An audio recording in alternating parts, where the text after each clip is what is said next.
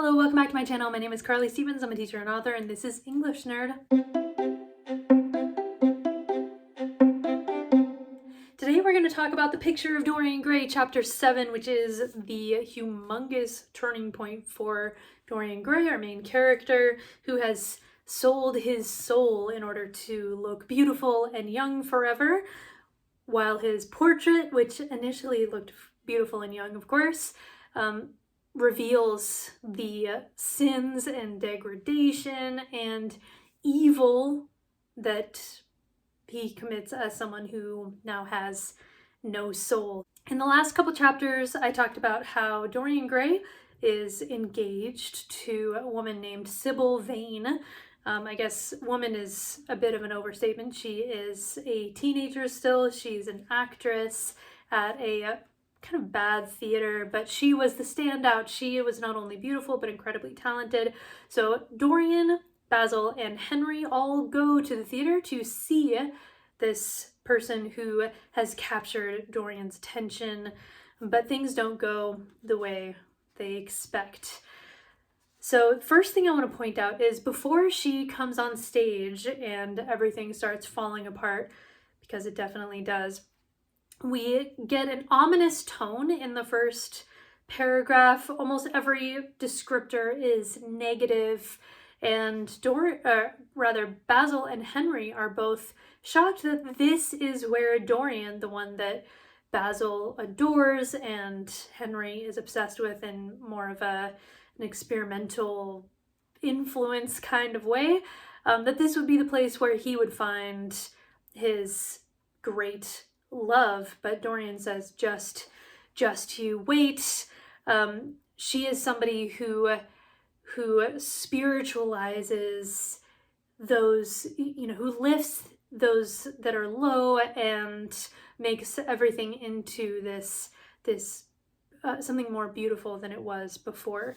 So Basil, who, if you remember in the last chapter, was crying, just heartbroken that Dorian was not only engaged to this woman, but also choosing Henry over him as, his closest companion, is now being supportive because, again, Basil is a very decent person.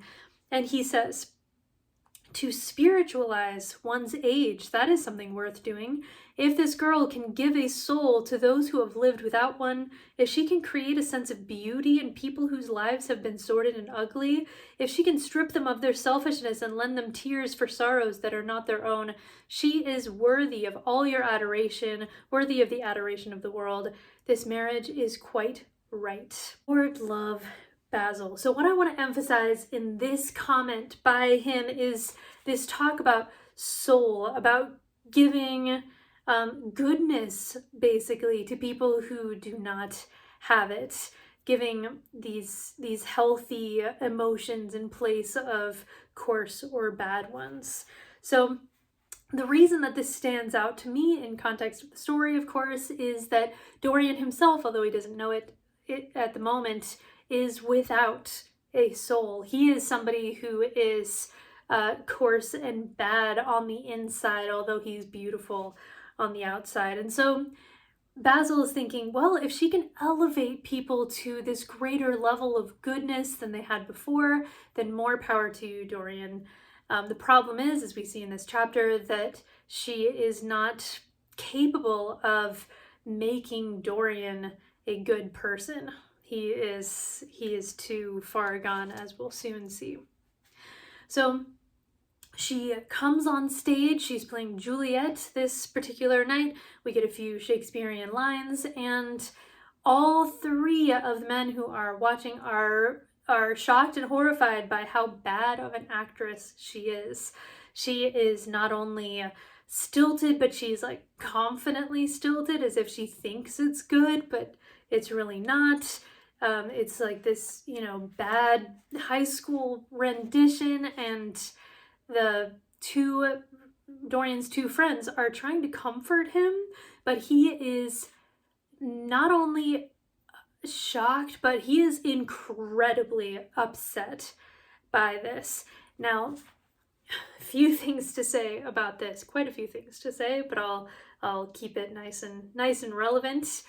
I mentioned in the past few chapters, the way that Dorian talks about Sybil is not the way that one person talks about another person. He did not fall in love with Sybil Vane. He fell in love with the characters that she played, the fantasy that she represented.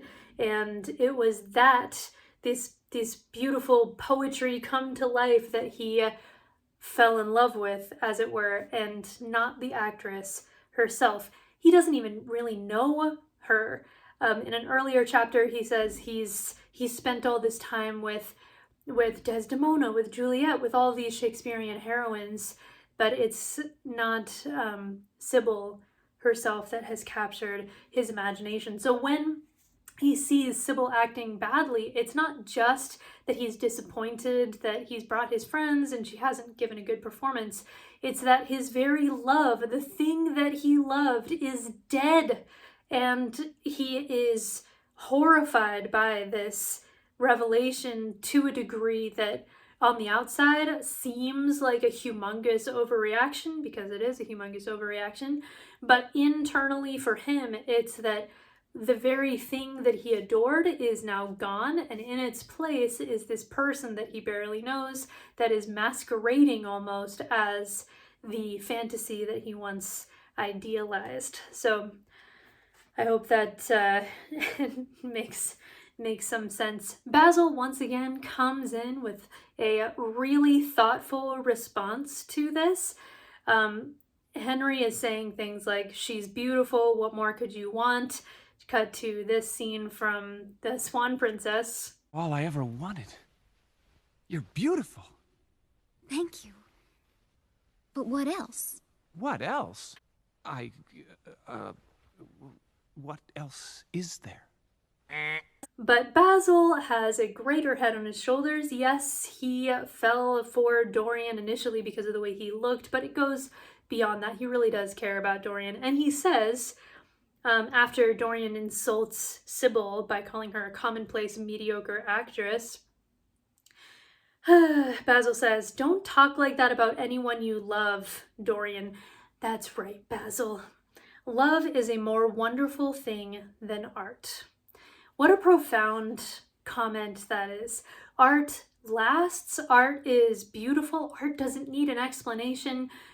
Oscar Wilde, the writer of this book, was all about beauty and the experience of beauty. But I think Basil has a lovely point here, that love is far higher than art. And so Basil, once again being the decent person that he is, doesn't quite understand the disconnect that Dorian's experiencing here, because for Basil, he sees both the beauty of Dorian and, how ideal that is, but he also cares about the person Dorian, despite his many flaws that become so pointed in this chapter that it's shocking. So because he loves Juliet, because he loves all these Shakespearean heroines instead of Sybil, Dorian rushes backstage after the performance and starts blaming her for essentially killing his love for her. Just a small sidebar about relationships. If you are in a relationship with anyone who at any time blames you and calls you names for disappointing them by doing something that isn't even bad, basically, if you recognize anything in your partner in this scene with Dorian, consider that a humongous waving red flag and start to make plans to get out of there. That's my 2 cents, because he is so abusive here. He is so cruel. He takes no responsibility for his actions. He blames Sybil for his own cruelty. It was difficult to reread to prepare for this video. So a couple things I want to point out in this interaction. However, Sybil is just almost unbelievably loyal and caring to Dorian, even as he's being cruel to her. She's almost acting as if she needs to make something up to him. She does not. And the language that she uses describes Dorian as a kind of savior who pulled her out of this world of illusions into the world of reality. The language she uses, in fact, is very similar to how Plato in the Republic describes the allegory of the cave. For anybody who doesn't know what the allegory of the cave is, it's the allegory that people are stuck in a cave. They can't move, they can only look straight ahead at the cave wall. Behind them there is fire, and those are lighting up these puppets of different things on earth that are kind of going across, like this pantomime. It's like shadow puppets, right? And the shadow puppets are all that the imprisoned humans are able to see. They're not able to see the fire, they're not able to see the puppets, they're only able to see the shadows on the wall. And because that's all they've known, that is what they think reality is, that it's these shadows. But then one person gets free. He climbs out of the cave and sees the sun. At first he is blinded, because there are two kinds of blindness. The blindness initially of seeing the light, literally and figuratively, of the truth, and the blindness of going back into the cave, which that person does to explain what he's seen, which is reality. It's real grass, it's real light, etc. And the people laugh at him. Anyway, it's a very famous passage in the Republic, and because Sybil is describing her existence like, the painted scenes were my world. I knew nothing but shadows, and I thought them real. I have grown sick of shadows. So the sick of shadows, that's a Lady of Shalott reference to. Basically, she lives in poetry. She lives in these allegories and things like that. But she's saying that Dorian has shown her that there is beauty and love and reality outside of these painted sets, these shadow plays in front of her, and that was why her acting was bad. She just didn't find life in it anymore. She had found the real thing. That's what she's protesting to him. But after this long explanation of all of that, Dorian merely flings himself down on the sofa, turns away his face, and mutters, "You have killed my love." And then he starts berating her, calling her all these names. He's incredibly cruel to her, and says, "Without your art, you are nothing." So, I mean, talk about dodging a bullet, Sybil. But despite me, the reader, thinking, get the heck out of there, girl, and don't even give him a second glance, don't even give him the a moment more of your attention, she is devastated. This is her first experience with infatuation with another person. She seems to really want to be with him despite all of this cruelty, and begs him not to leave her, and he very coldly watches her collapse and weep on the ground. He is merely disgusted and says, "You've disappointed me," and leaves. Throughout this entire thing, although he's the one being cruel to her, he acts like he's the victim. Once again, the number of red flags in this scene for actual relationship issues is huge, so just, try to look with clear eyes. But yeah, he acts like he's the victim because she disappointed him, and he leaves. We get something that feels kind of like a random aside where he's going through the streets, trying different foods, looking at the sky, that kind of thing. But remember, a lot of this story is a meditation on hedonism, on beauty, on indulgence, and things like that. And so he's kind of trying to return to those senses that are healing in a way, according to previous conversations with the likes of people like Henry. So this is a point of no return, I would argue, where he's really turned a corner from being just generally immature, but in a way that many young people are just, they're immature, not evil, just need a bit more calibrating to the world, I guess. But here he's been so overtly cruel that when he returns to his place of residence, he stumbles upon the portrait of himself that Basil painted in the first, at the beginning of the story, and he sees a touch of cruelty in the mouth. At first he thinks it's a trick of the light or something, but then he opens the windows, he lets in more light, he looks at it more closely, and there's no mistaking that the portrait is now portraying the reality of something that's happened in his soul. So it says he remembered making that deal with the portrait, right? He had uttered a mad wish that he himself might remain young and the portrait grow old, that his own beauty might be untarnished and the face on the canvas bear the burden of his passions and his sins, that the painted image might be seared with the lines of suffering and thought, and that he might keep all the delicate bloom and loveliness of his then just conscious boyhood.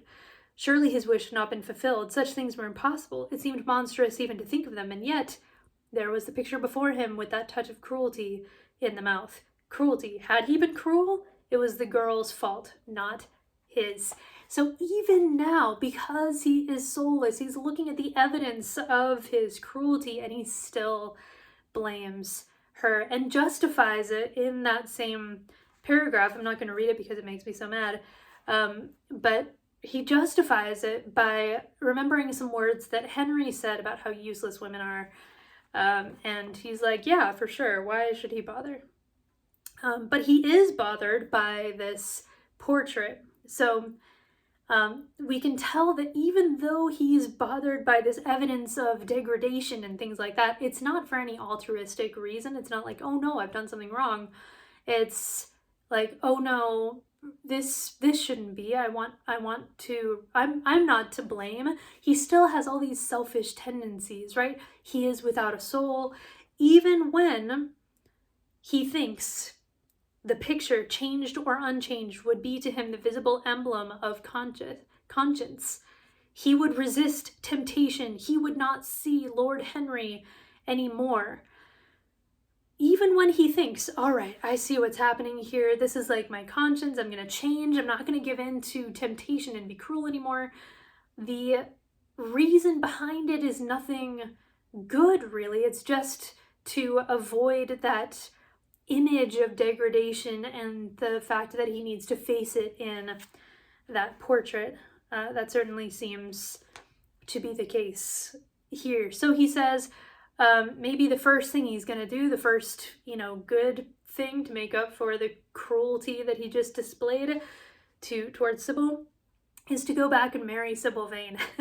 I would disagree that that's kindness at all. But it is what Sybil said that she wanted when they parted, and so he's like, I'll do right by her, I'm gonna marry her, and then we'll be fine. He tries to rekindle that admiration that he once had for her, etc. And he's going to go back and, try to make things, quote unquote, right. But as you can tell from the way I'm describing this, one, I don't think that is very kind or right. And two, especially according to the time here, which wouldn't recognize as clearly that marrying her is the wrong direction to go. But he is being selfish even in his desire to better himself. He doesn't want to better himself for her necessarily. It's because he sees the portrait changing and he goes, oh crud, well, better do something about that for myself. It's all from this point on about himself. So it's been step by step, but he's clearly reached a place in his development where he has given in to those poisonous theories of Lord Henry, where the evidence of that deal he made at the beginning of the story is paying off in terrible ways, and we start to see that picture of Dorian Gray turning to reflect his evil deeds. So yeah, that was a short and relatively not sweet, because he's behaving so badly, look at chapter 7, massive turning point in Wilde's The Picture of Dorian Gray. So from here it's all downhill. Brace yourselves. my friends. If you are enjoying this series, head on over to my website, carly-stevens.com. I have an entire teaching unit on Dorian Gray, as well as a Dorian Gray reader, where you can look at not only the story itself, but also some related readings too. So lots of good stuff over there if you look at the resources for English teachers. All right, like this video if you like it. Don't forget to subscribe for more English nerdy goodness, and I'll see you next time. Bye.